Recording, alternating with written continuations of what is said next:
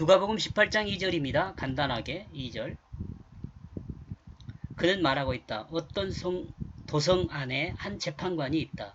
하나님을 두려워하지 않는, 그리고 인격을 존중하지 않는.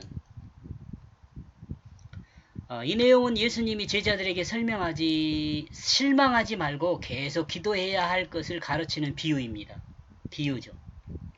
근데 어떤 도성 안에 한 재판관이 있는데 이 재판관은 하나님을 두려워하지 않습니다. 하나님을 두려워하지 않는다는 것은 자기 마음에 오른 대로 재판한다 그 말이죠. 자기 마음에 오른 대로 재판한다는 것은 공정과 그 평등과 정의하고는 관계없는 거죠. 자기 마음이 결정하면 그게 재판의 결과로 드러나게 하는 거예요. 하나님을 두려워하지 않는 사람의 특징이죠. 자기 마음에 오른 대로 하는 거예요.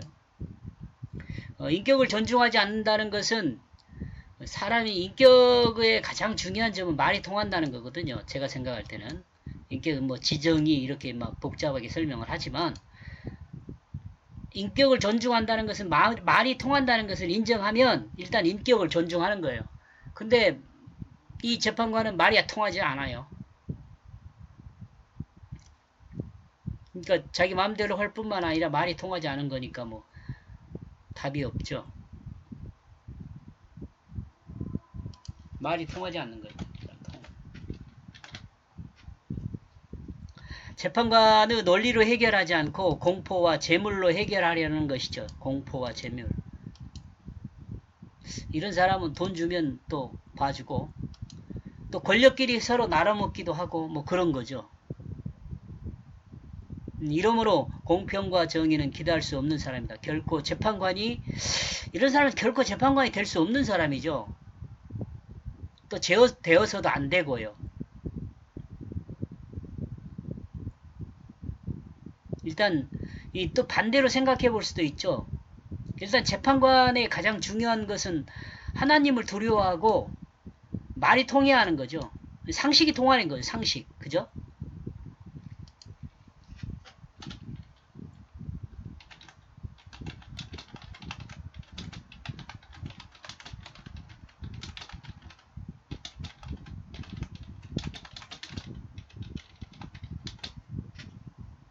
상식이 통하지 않는다면 법의 기능이 없는 거나 마찬가지예요. 우리가 법을 의지하는 것은 공평과 정의로울 수 있다는 것을 기대하는 거죠. 법을 의지하는 것은. 우리가 법을 의지하는 건 공평과 정의가 있다는 것을 의지하는 거잖아요. 근데 만약 공평과 정의가 없다면 법을 우리가 의지할 필요가 없죠.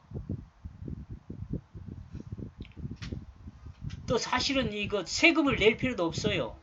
법이 아니면 우리를 어떻게 보호해 주겠어요.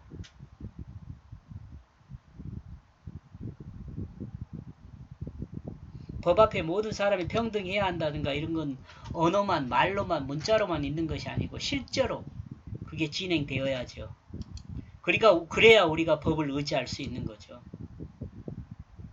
아무튼 아까도 말했지만 최소한 상식을 벗어나서는 안 돼요. 법은. 또 공정해야죠. 돈 있는 사람이 돈 없는 사람이야. 권력 있는 사람이야. 권력 없는 사람이라 법의 기준이 공정해야 돼요. 그래야 믿을 수가 있죠. 의지를 하죠. 이 법이 그것을 떠나면 법이 아니죠. 여기까지 보겠습니다.